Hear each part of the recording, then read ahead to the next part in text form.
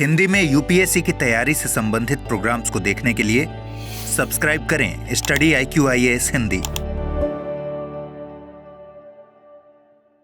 संविधान में एक बहस अक्सर आपने सुनी होगी कि जब भी बात की जाए संविधान और निजी लॉ, पर्सनल लॉ, धर्म, इसमें से किसको चुनना है।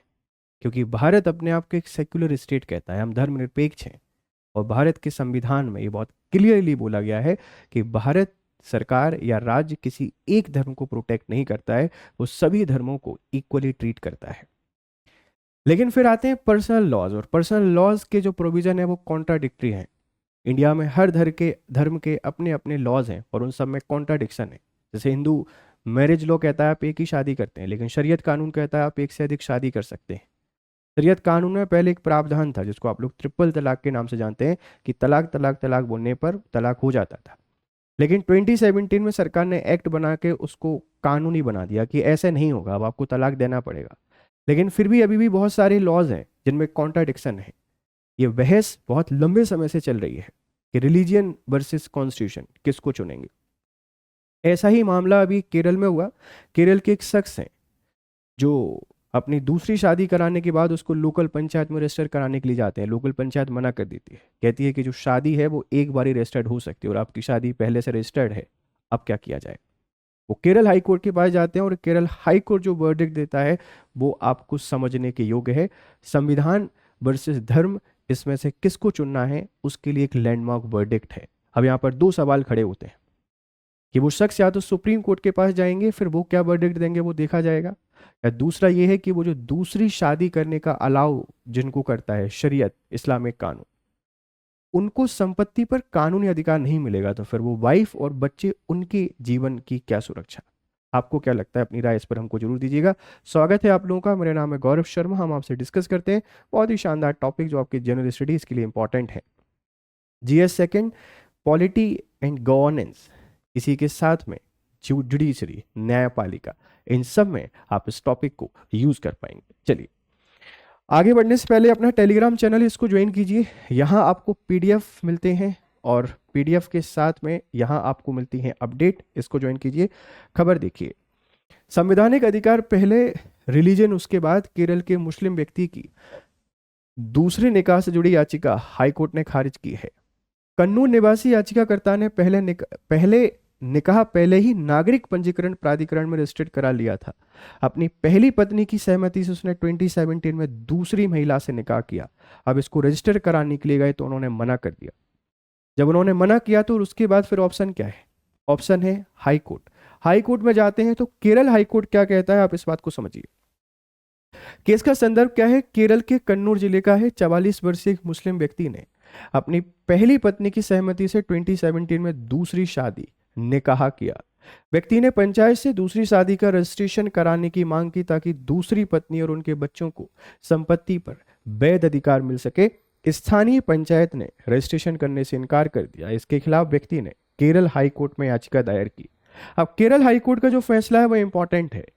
हाई कोर्ट ने याचिका को खारिज कर दी है और कोर्ट ने कहा है कि संवैधानिक अधिकार पहले हैं और धर्म बाद में है। यानी अगर कोई धार्मिक प्रथा संविधान के मूल सिद्धांतों, फंडामेंटल राइट से टकराती है तो संविधान को प्राथमिकता दी जाएगी। सर यहां कौन सा कॉन्ट्राडिक्शन है?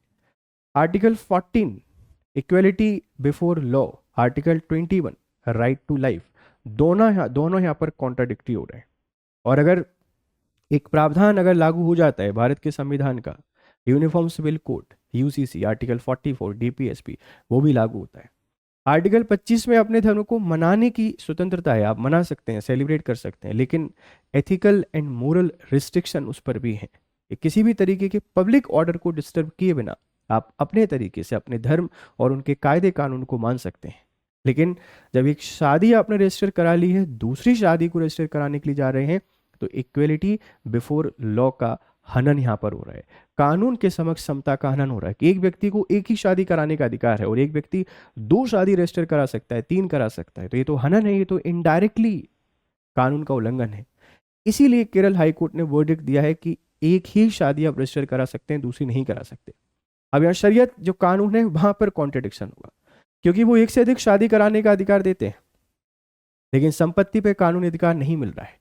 तो जो जो दूसरी शादी की है वो महिला और उनके बच्चों का क्या जीवन का सर्वाइवल कैसे होगा अगर खुदा ना खास्ता इनको कुछ हो जाता है। तो ये बहस छिड़ी है, ये सुप्रीम कोर्ट में जाएगी। आपको क्या लगता है, अपनी राय हमको यहाँ पर जरूर दीजिएगा, ठीक है, ध्यान रखना।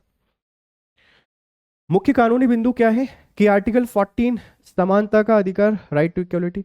आर्टिकल 21 जीवन और व्यक्तिगत स्वतंत्रता का अधिकार।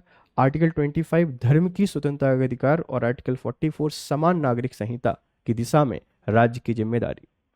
25 से तो सीधा कॉन्ट्राडिक्टरी है क्योंकि धर्म को अलग माना है राज्य से, और यहाँ राज्य कह रहा है कि हमको कानून को चुनना है, और चुनना भी चाहिए, बिल्कुल चुनना चाहिए, सब एक समान होते हैं कानून के आगे। आर्टिकल 21 में राइट टू लाइफ है, और राइट टू लाइफ में राइट टू मैरिज है कि आपको शादी करने का अधिकार है, लेकिन वो एक शादी करनी है, ऐसा नहीं कि आप हर दूसरे दिन शादी करेंगे। और आर्टिकल 14 सबको समानता से दिखता है। तो ये बहुत सारे मसले हैं जो संविधान के यहाँ पर आपको देखने को मिलेंगे, ठीक। विवाह का पंजीकरण क्यों आवश्यक है?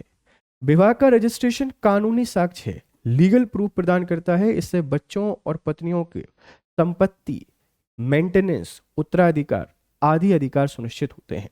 आपने शादी की है, उसका रजिस्ट्रेशन कराना पड़ता है। जैसे मंदिर के फोटोग्राफ्स या मस्जिद के फोटोग्राफ्स भी यूज होते थे, लेकिन अब रजिस्ट्रेशन मैंडेटरी है। उस रजिस्ट्रेशन के लिए वो रिचुअल्स के फोटोग्राफ्स भी आपको देने होते हैं कि हाँ हमारी शादी हुई है। कोर्ट में जाके आप रजिस्टर्ड कराते हैं उसको। लेकिन एक हो चुकी है, दूसरी कैसे हो, ये सवाल है। क्या हो सकता है, क्या करना चाहिए, आप इस पर अपनी राय यहाँ पर जरूर दीजिएगा। भारत में विवाह का पंजीकरण कानून बाध्यता है, लीगल मैंडेट है। चाहे विवाह किसी भी धर्म के तहत हुआ हो, आपने शादी कहीं भी की हो, संपत्ति पर अधिकार देने के लिए आपको पंजीकरण कराना पड़ेगा। संपत्ति नहीं, और भी ढेर सारी चीजें हैं।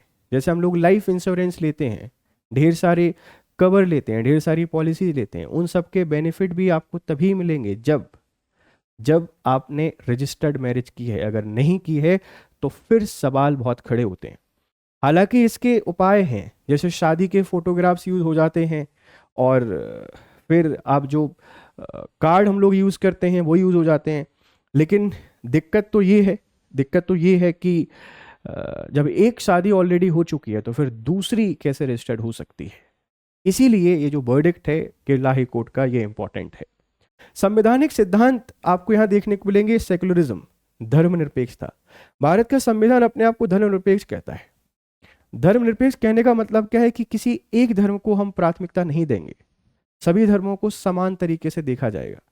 तो यहाँ जो रजिस्ट्रेशन है वो सेकुलरिज्म के खिलाफ भी एक क्वेश्चन खड़ा करता है। अगर एक धर्म 2-3 शादी रजिस्टर्ड करा पा रहे हैं, बाकी नहीं करा पा रहे, तो धर्मनिरपेक्ष नहीं है, किसी एक राज्य को आपने विशेष प्रावधान दे दिए। इक्वलिटी बिफोर लॉ का सवाल भी यहाँ पर आता है। पब्लिक ऑर्डर एंड मोरलिटी, धार्मिक स्वतंत्रता इन्हीं सीमाओं के भीतर रहती है कि पब्लिक ऑर्डर और मोरलिटी कभी भी डिस्टर्ब नहीं होना चाहिए, लेकिन यहाँ तो डिस्टर्ब हो रही है। हालांकि शादी भले सहमति से की है, अब ये सहमति से की है, ये कैसे हो सकता है, किसी दबाव में भी कर ली गई हो। मुझे लगता है ये मामला सुप्रीम कोर्ट तो जाएगा, ठीक है, सुप्रीम कोर्ट जाएगा।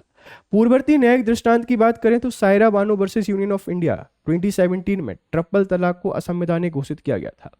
इस्लाम की एक ऐसी कड़वी सच्चाई जो सबको परेशान करती थी। महिलाएं जो शादी करती थीं अपने जीवन को न्यौछावर कर देती थी, और किसी व्यक्ति ने फोन पर कहीं से कैसे भी करके तलाक तलाक तलाक 3 बार बोल दिया तो जीवन पूरी तरीके से चला जाता था। कोई संपत्ति पर अधिकार नहीं होता था, उनको कोई किसी भी तरीके का मेंटेनेंस नहीं मिलता था। तो भारत सरकार ने कानून बनाया 2017 में, और ये सायरा बानो केस उसका आधार बना, और जो तलाक है उसको असंवैधानिक बोला, ट्रिपल तलाक को, कि तलाक लेने का तरीका वही होगा, आप कोर्ट में जाइए, कोर्ट से आके डाइवोर्स लीजिए, गुजारा भत्ता दीजिए, कोई दिक्कत नहीं है। यहाँ पर महिलाओं के अधिकारों की सुरक्षा की गई, और महिलाओं को social security and gender equality का उदाहरण यहाँ पर बना। उससे पहले आप देखेंगे Sarla Mudgal versus union of India 1995, दूसरे धर्म में जाकर शादी करने पर बाइगेमी का मामला माना गया है। आप दूसरे धर्म में जाकर शादी करते हैं, इसको भी यहाँ पर बाइगेमी माना गया है, ध्यान रखिएगा। Jose Paulo Coutinho versus Maria Luiza Valentina 2019, UCC लागू करने पर जोर यहाँ पर किया गया है कि भैया कोशिश कीजिए कि जो बेसिक चीजें हैं उन पे आप यूसीसी को लागू कर दें। यूनिफॉर्म सिविल कोड का इतना विरोध होता है, लेकिन इतना विरोध करने वाली चीज नहीं है, समझिए।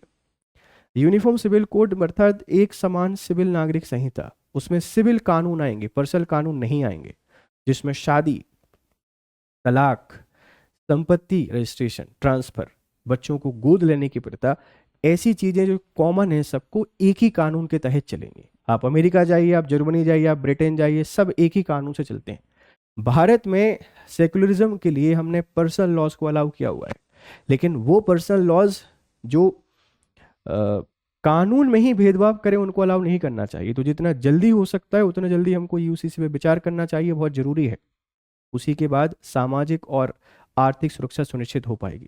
तो एक बहस इसने छेड़ दी है, बट केरला हाईकोर्ट यही कहता है भाई ये तो संविधान को हमको चुनना पड़ेगा जब भी पर्सनल लॉज आएंगे उनके लिए। तो ये एक इंपॉर्टेंट वर्डिक्ट है। ये सवाल आपके लिए है कि धर्म की स्वतंत्रता और संवैधानिक अधिकारों के बीच संतुलन की चर्चा हाल की केरल हाईकोर्ट के निर्णय के संदर्भ में कीजिए। आप इसको बताइएगा, ये अपना टेलीग्राम चैनल है, इसको ज्वाइन कीजिए और बढ़िया तरीके से पढ़ाई कीजिए। चलिए, have a nice day, good day to all. Hindi में यूपीएससी की तैयारी से संबंधित प्रोग्राम्स को देखने के लिए सब्सक्राइब करें स्टडी IQ IAS हिंदी।